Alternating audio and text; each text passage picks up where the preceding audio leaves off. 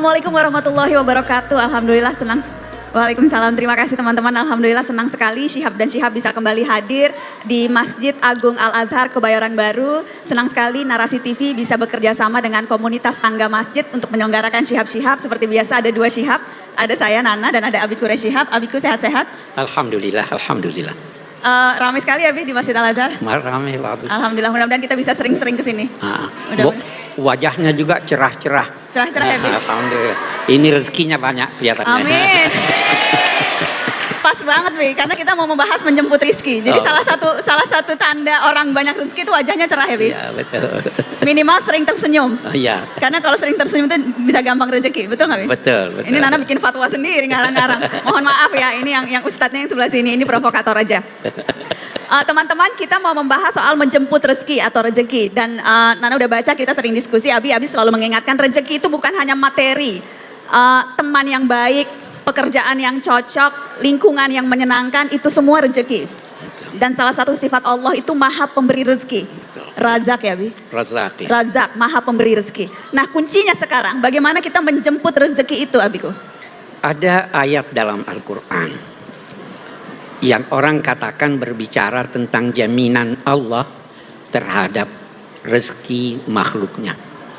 Ayat itu menyatakan wa ma min dabbatin fil ardi illa 'alallahi rizquha.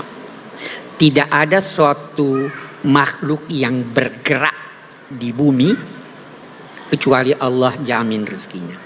Kuncinya di mana? Bergerak. Kalau Anda tidak bergerak, Allah tidak jamin rezeki Anda. Ada yang sedemikian ekstrim dalam memahami ini sehingga mereka berkata, Anda berusaha atau tidak berusaha, Anda akan dapat rezeki seperti halnya burung. Di pagi hari dia terbang, dapat rezekinya, baru pulang lagi ke sangkarnya dalam keadaan kenyang. Dijawab oleh yang lain, burung itu bergerak. Kalau dia terus ada di sangkarnya, tidak akan datang rezeki kepadanya. Jadi kunci pertama, bergeraklah secara positif. Kalau makna rizkinya sendiri itu apa? Rezeki itu adalah apa yang Anda peroleh, baik karena usaha Anda sehingga memperolehnya, maupun usaha orang lain yang Anda peroleh, selama perolehan Anda itu Anda dapat manfaatkan. Kalau Anda berusaha kemudian memperoleh rezeki tetapi Anda tidak dapat manfaatkan, maka itu tidak dinamai rezeki Anda.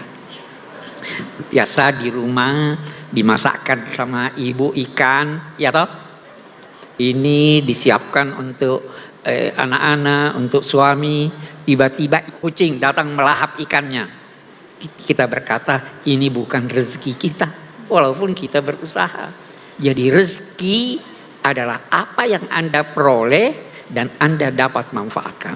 Kalau Anda berhasil memperolehnya tapi tidak dapat Anda manfaatkan, itu bukan rezeki namanya. Ya toh? Itu berarti. Dan Bi, kalau koruptor, uang korupsinya itu rezeki dia bukan? Ya, kita lihat dulu, belum tentu rezekinya. Satu dulu sebelum kita sampai ke sana. Ulama beda pendapat. Apakah rezeki itu terbatas pada yang halal atau yang haram juga rezeki? Halal dan haram menurut pendapat mayoritas ulama itu namanya rezeki. Syaratnya tadi dia dapat manfaatkan. Koruptor, korupsi sekian banyak, wafat, meninggal, masih ada sisa korupsinya.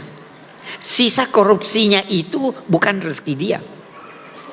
Karena itu dalam suatu riwayat dikatakan orang yang paling menyesal di hari kemudian adalah seorang pencuri, koruptor yang meninggalkan harta haram yang dia usahakan karena kematiannya, lalu hartanya itu pergi kepada keluarganya yang tidak tahu bahwa itu hasil korupsi. Ini memanfaatkan dalam sesuai tuntunan agama. Di hari kemudian keduanya bertemu. Sang koruptor berkata, Kamu tidak usaha tapi kamu dapat pahala. Saya yang berusaha tapi saya dapat siksa. Nah, Allah sudah membagi rezeki. Tetapi dalam hadis dikatakan setan datang menggoda manusia. Sehingga berusaha memperoleh rezeki dengan cara yang tidak direstui oleh agama.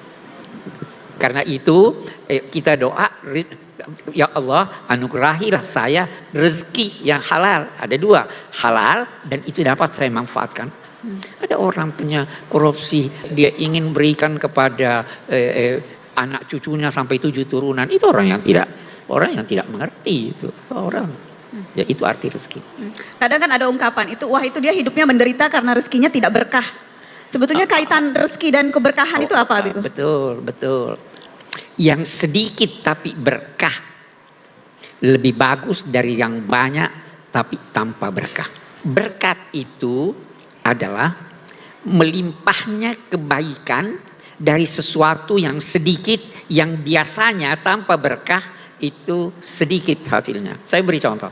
Sepiring nasi cukup buat 1 orang. Normalnya cukup. Kalau berkah itu bisa dimakan berdua atau bertiga. Waktu, Anda punya waktu 1 jam. Kalau berkah waktu Anda dapat melakukan aneka aktivitas yang hanya bisa dilakukan dalam waktu berjam-jam atau berhari-hari. Jadi kita mohonkan wabarik lana fima a'tait. Berkatilah buat kami apa yang kamu anugerahkan kepada kami. Sedikit yang Anda peroleh bisa lebih baik daripada banyak yang diperoleh oleh orang lain. Karena dia tidak mendapatkan rezeki yang dibutuhkan untuk ketenangannya. Saya beri contoh. 1 orang 1 bulan dapat gaji 10 juta. Ada 1 orang dapat gaji 100 juta. Yang dapat 100 juta bisa apa yang tidak ada yang ditabungnya. Yang ini cukup dengan itu. Kenapa? Yang dapat 100 juta tidak mendapatkan ketenangan. Sehingga apa? Anaknya sakit, langsung dia antar ke dokter spesialis. Keluar duit ya. Langsung dia bawa ke luar negeri. Habis uangnya. Kalau yang ini anaknya sakit dengan penyakit yang sama. Tapi dia diberikan ketenangan oleh Allah. Dia belikan obat itu yang murah. Dia bisa menabung. Jadi jangan pernah mengukur rezeki dengan materi. Ada orang kaya raya. Banyak kita lihat kaya raya. Tapi dia sakit. Anaknya menderita. Anaknya narkoba. Itu orang jauh lebih buruk keadaannya daripada seorang yang berpenghasilan ini. Rumahnya bahagia dengan anak istrinya. Rezeki bukan sekedar materi. Tadi Abi bilang menjemput rezeki dengan cara bergerak. Ya. Tapi ada orang yang udah usaha setengah mati, pontang-panting, beribadahnya juga maksimal, tapi rezekinya belum mengalir. Sementara dia melihat tetangganya kayaknya ibadahnya biasa-biasa aja tuh, tapi rezekinya lancar, Bi. Betul. Itu dia tidak sadari bahwa dia telah memperoleh banyak dari Allah. Itu kan persoalan rezeki, persoalan kepuasan hati. Kalau Anda tidak puas, pasti Anda merasa berkekurangan. Tetapi kalau Anda merasa puas, Anda bandingkan diri Anda dengan yang di bawah Anda pasti puas. Karena itu juga agama berkata, saya walaupun bukan orang Jawa, karena istri saya orang Jawa itu seringkali saya dengar ojo ngoyo. Apa artinya itu? Ya. Apa itu ngoyo? Usaha terus banget, ngotot, jangan ngotot. Berusaha sekuat tenaga tanpa mempertimbangkan kemampuan, tanpa mempertimbangkan waktu, tanpa mempertimbangkan tempat usaha. Ini tadi. Syukuri yang sedikit supaya Allah memberi Anda yang banyak. Boleh jadi yang Allah berikan bukan materi, yang diberikan pada Anda ketenangan batin. Itu jauh lebih mahal daripada itu soal rezeki. Ya. Ada ungkapan hadis walaupun nilainya diperselisihkan. Allah berfirman begini dalam hadis qudsi. Wahai hambaku, Jangan takut dari penguasa. Selama engkau yakin bahwa aku adalah penguasa dan kekuasaanku tidak ada habisnya. Jangan takut sempit rezekimu. Selama engkau yakin bahwa perbendaharaanku tidak ada habis-habisnya.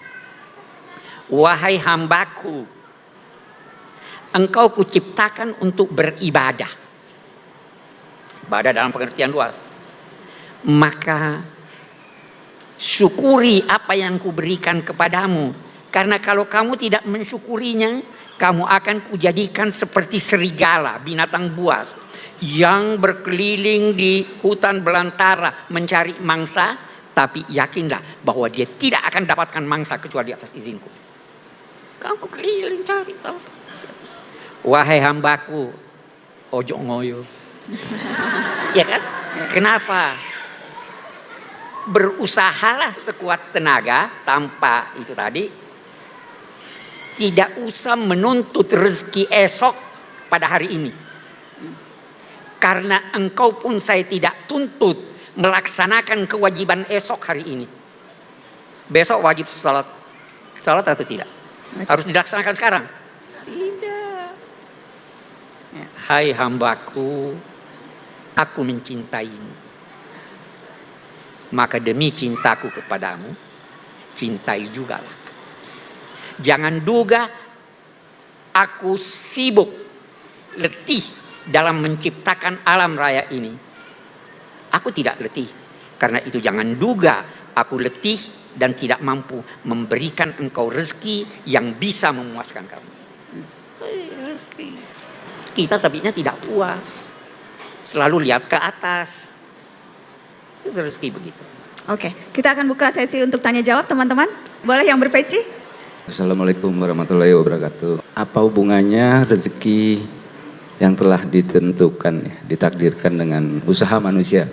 Yang kedua, apa hubungannya rezeki dengan ajal? Rezeki yang sudah ditetapkan oleh Allah dan usaha yang harus terus-menerus dilakukan oleh manusia. Bagaimana hubungannya, Bi? Ketetapan Allah itu ada yang pasti terjadi, ada ketetapan yang punya syarat tertentu. Ada ulama berkata begini, ajal itu dua macam. Ada yang bersyarat, ada yang tidak bersyarat. Yang tidak bersyarat itu Tuhan tahu, tidak berubah. Tapi ada ajal yang tidak bersyarat. Di sinilah bisa ada usaha untuk memperpanjang harapan hidup. Kalau dia mengikuti cara itu, ajalnya bisa berlanjut. Itu difahami dari firman Allah, walladzi qada ajalan wa ajalun musamma indahu. Dia yang menetapkan ajal dan ada ajal yang lain yang tertentu yang tidak berubah. Rezeki juga begitu. Nabi bersabda, siapa yang ingin diperpanjang harapan hidupnya, ajalnya, dan diperluas rezekinya, maka bersilaturahim. Nah, kalau Anda tidak bersilaturahim, duduk di rumah tidak ini, Anda dapat rezeki. Bersilaturahim, bergaul dengan orang, ketemu si A, ketemu si B. Jangan percaya sepenuhnya bahwa rezeki datang pada Anda. Anda juga perlu menjemput rezeki. Kalau pemuda-pemuda bisa ikutkan pemudi-pemudi yang jomblo, jangan nunggu jodoh. Cari jodohmu dengan cara-cara yang dibenarkan Allah. Jodoh itu rezeki. Kalau nunggu dijemput ya, Bi, jodoh. Jemput jodoh, jemput dengan cara yang dibenarkan agama.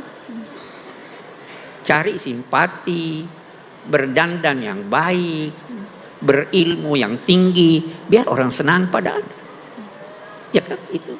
Oke. Assalamualaikum Mbak Nasma dan Abi Quraish Shihab. Saya Kania. Sebenarnya saya di sini tidak mau bertanya, tapi saya cuma mau berterima kasih kepada Bapak Quraish Shihab karena sudah menjadi berkah untuk kami semua. Amin. Sudah lahir di dunia ini dan menjadi berkah untuk kita semua. Amin, amin. Terlebih Terima kasih, Adek. Didoakan panjang umur, sehat walafiat. Amin. Saya deg-degan sekali harus bicara kayak gini karena saya sangat mengagumi Pak Quraish Shihab. Dari kecil orang tua saya selalu nonton Tafsir Al-Misbah. Saya belum mengerti apa yang Abi ucapkan, tapi baru bisa mengerti saat saya mulai kuliah dan saya mengikuti, saya baca buku-bukunya Abi, dan hari ini pertama kalinya saya bisa melihat langsung Pak Quraish Shihab. Alhamdulillah. Boleh foto. Oh, kata Abi kalau gitu boleh foto nanti. Terima kasih banyak. Aduh, Najwa, saya gemetaran sekali ini. Oke, terima kasih Itu Adek. aja. Terima kasih Abi Terima udah kasih. menjadi berkah untuk kita. Semoga Amin. sehat selalu. Amin, Bisa amin. terus menjadi guru kami semua. Terima Amin. kasih. Terima kasih Assalamualaikum Adek. warahmatullahi Tadi mau bertanya boleh dioper ke belakang. Ya, yang berbaju putih silahkan. Rezeki itu kan tidak hanya materi, berupa ujian atau cobaan atau sakit, itu apakah juga bagian dari rezeki? Kalau ujian, cobaan, sakit, itu masuk kategori rezeki atau tidak, Abi? Rezeki pada dasarnya yang bermanfaat. Penyakit bukan rezeki, tapi dampaknya bisa bermanfaat buat Anda. Karena dengan penyakit, kalau Anda sabar, Anda dapat ganjaran, iya kan? Dengan penyakit, kalau Anda mau menarik pelajaran, Anda bisa menarik pelajaran dari itu. Tetapi pada dasarnya rezeki itu yang diperoleh dan dimanfaatkan dalam arti yang positif. Saya kira begitu ya. Abi kalau cari utang ke sana kemari dan dapat, itu dapat rezeki atau enggak namanya? Kalau yang didapat itu dapat dimanfaatkan dan baik, itu rezeki. Utang pun rezeki. Utang pun rezeki. Utang rezeki. Syukur ada yang mau utangi.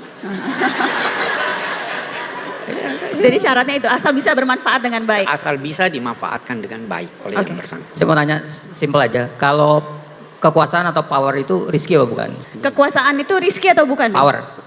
Power. Rezeki jelas rezeki. Kalau kita tidak punya power bagaimana? Lihat nanti pemanfaatannya. Sama dengan rezeki kita lihat uang curian itu rezeki atau bukan? Tadi saya katakan bahwa rezeki bisa ada halal, bisa ada yang haram. Nah, power bisa ada yang halal, bisa ada yang haram. Tergantung bagaimana cara perolehannya, ya kan? Nah, kemudian kita lihat dia bisa manfaatkan itu atau tidak, baru dia menjadi rezeki. Sahabat Nabi benarkah menghindari ditunjuk menjadi pemimpin, khawatir bahwa Sekarang syarat-syarat untuk menjadi pemimpin itu ada. Memang ada hadis Abu Dzar itu pernah bermohon kepada Nabi, kasih saya jabatan. Nabi berkata, innaka dhaif. Kamu ini lemah. Untuk menjadi pemimpin perlu kekuatan mental, kekuatan ilmu dan lain-lain sebagainya. Jadi yang dihindari kalau itu berdampak buruk buat yang bersangkutan dan buat masyarakat. Itu yang Nabi tidak setuju. Tetapi kita baca sekarang di doa, salah satu doa, Rabbana hablana min azwajina wa dzurriyyatina qurrata a'yun waj'alna lil muttaqina imama. Jadi kan kami pemimpin orang-orang yang bertakwa. Itu minta rezeki itu jadi pemimpin. Minta orang rezeki. bertakwa. Oke. Oh, boleh minta. Baik, silakan ya yang berjilbab hitam. Terkait dengan rezeki, bukan sebenarnya saya kemudian tidak mensyukuri nikmat dan berkahnya Allah sampai hari ini. Cuman kadang ada aja gitu bisikan setan yang kemudian bikin saya bertanya-tanya. Saya itu misalnya saya sudah menjalankan semua perintahnya dan saya diberikan rezeki yang alhamdulillah cukup. Tapi kemudian saya melihat ada teman atau orang lain yang dia tidak pernah menjalankan perintah Allah, dia yang mungkin Terus dapat yang banyak. terus dapat yang banyak. Dan Oke, saya oke, pernah oke. mendengar istilah istidraj. Oke, Itu gimana sih sebenarnya, Abi? Kita harus paham apa arti takwa. Takwa itu artinya menghindari siksa Tuhan, ancaman Tuhan. Ancaman Tuhan itu ada dua macam. Ada di dunia, ada di akhirat. Ancaman Tuhan yang berkaitan dengan yang di akhirat adalah melanggar ketentuan-ketentuan syariat. Tidak sholat itu ancamannya bukan di dunia, di akhirat. Nah, ancaman Allah yang berkaitan dengan kehidupan dunia itu melanggar hukum-hukum sunnatullah. Nah, salah satu sunnatullah itu adalah kalau mau kaya bekerja. Kenapa umat Islam banyak miskin? Takwanya cuma setengah. Kenapa ada orang non-muslim kaya raya? Dia berusaha. Nah, jadi Anda jangan berkata, saya sudah salat, saya sudah doa, saya sudah ini belum dapat duit. Doa dan sebagainya itu bukan syarat mutlak guna memperoleh rezeki. Itu bisa membantu untuk menenangkan hati Anda dan mendorong Anda untuk bekerja. Iya kan? Oke, Abi, soal rantai rizki, semakin panjang itu semakin sulit diperoleh. Bagaimana kita mempersingkat supaya rantainya pendek, Bi? Iya, sekarang kita lihat. Oke, kita lihat rantai rezeki itu ada yang pendek, ada yang panjang. Yang pertama, rantai rezeki binatang dengan manusia beda. Karena manusia, kita ambil makanan. Binatang tidak peduli halal atau haram. Kalau manusia baru dibolehkan kalau itu halal. Sudah ada nih rantai satu nih. Rantai kedua, kita ambil contoh banyak rantainya. Rantai kedua, manusia itu makan sebagian yang dia makan itu perlu untuk dimasak. Ya, binatang tidak perlu masak. Rantainya sudah ini. Ada lagi manusia walaupun sudah dimasak dia belum merasa enak. Dia lantas buat ini rantainya makin panjang. Nah, anak kecil rantainya lebih pendek daripada orang dewasa. Karena anak kecil tidak perlu berusaha cari makan. Nah, tidak perlu ambil sendiri dia suap. Nah, manusia begini. Nah, ada jalan panjang yang Anda rasakan pendek. Ada jalan pendek yang Anda rasakan panjang. Perasaan inilah yang perlu diatur. Oh, saya tidak bisa makan kecuali ada sambal. Ada yang begitu kan? Oh, itu rantai itu menghambat. Puaskanlah diri Anda dengan makan apa adanya. Oh, saya tidak nafsu makan ini. Itu rantai lagi itu. Jadi banyak rantai-rantai ini yang bisa menghambat Anda puas. Kuncinya kurangi kebutuhan Anda kecuali kepada Allah Subhanahu wa taala. Kalau Anda butuh, lihat itu perokok. Butuh rokok, tersiksa dia kalau tidak ada rokok. Karena dia butuh. Tapi kalau Anda tidak merokok, bangun pagi tidak perlu rokok. Iya. Nah, kalau yang pedas, harus ada ini. Kurangi kebutuhan Anda, niscaya Anda akan berbahagia. Oke. Abi, ini ada pertanyaan yang masuk lewat medsos. Jawab pendek-pendek aja ya, Bi. Kadang banyak orang mendapatkan sesuatu lalu berujar dengan nada bercanda, alhamdulillah rezeki anak soleh atau alhamdulillah rezeki anak solehah. Dan terkadang itu terkadang dapat size yang pas aja, Bi, itu langsung wah rezeki anak solehah gitu. Boleh tidak bercanda dalam konteks demikian, mengaku-ngaku soleh? Saya tidak ingin tanggapi itu secara bercanda dan memahaminya dia bercanda. Itu boleh jadi gambaran dari optimisme dan harapannya. Jadi boleh ya, Bi? Insya Allah. Insya Allah boleh. Jangan terlalu ketat beragama ini. Kalau ada jalan untuk membolehkan, kenapa kita tidak membolehkan? Iya kan? Kecuali kalau sudah jelas terlarang. Saya kira begitu. Alhamdulillah rezeki anak soleha. Alhamdulillah. Abi, ini singkat lagi, Bi. Benarkah istilah banyak anak banyak rezeki? Apakah anak mendatangkan rezeki? Setiap orang ada rezekinya. Orang tua ada rezekinya. Jangan sampai kalau banyak anak rezekinya itu tidak cukup untuk banyak anak. Iya kan? Ada rezekinya anak, tetapi jangan sampai terlalu sempit. Karena tadi saya katakan rezeki anak itu antara lain melalui orang tuanya kan. Orang tuanya rezekinya cuma sekian. Kalau begitu, ukurlah keinginan Anda dan upaya Anda mendapatkan anak dengan kemampuan Anda. Jangan undang 100 orang di rumah Anda yang hanya bisa menampung 10 orang. Ya kan begitu. Jadi ada ukuran-ukuran untuk itu. Tidak mutlak pokoknya banyak anak, banyak rezeki. Ya banyak rezeki tapi bisa jadi sempit.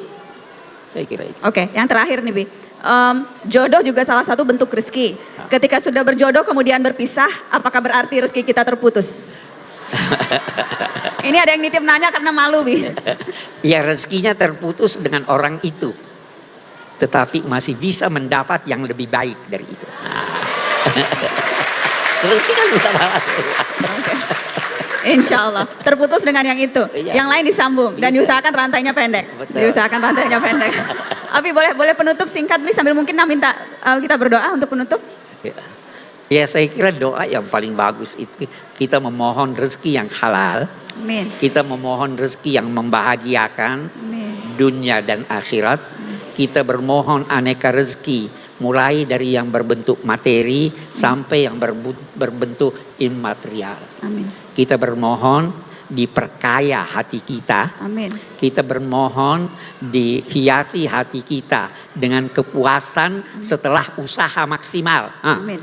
Kepuasan setelah usaha maksimal. Kita bermohon agar dianugerahi oleh Allah Subhanahu wa taala segala macam kebaikan yang mengantar kita berbahagia bersama keluarga, Amin. bersama teman-teman Amin. di dunia dan di akhirat. Amin. Ala hadhihi niyya wa kulli niyatin salihah. Al-Fatihah. A'udzubillahi minasyaitonir rajim. Alhamdulillahirabbil alamin arrahmanir rahim. Iyyaka na'budu wa iyyaka nasta'in. ربنا تقبل منا انك انت السميع العليم وتب علينا انك انت التواب الرحيم وصلى الله على سيدنا محمد وعلى اله وصحبه وسلم والحمد لله رب العالمين. Alhamdulillahirabbil alamin. Terima kasih banyak teman-teman sudah hadir di Masjid Agung Al Azhar Kebayoran Baru. Demikian teman-teman, kita berjumpa lagi. Wassalamualaikum warahmatullahi wabarakatuh.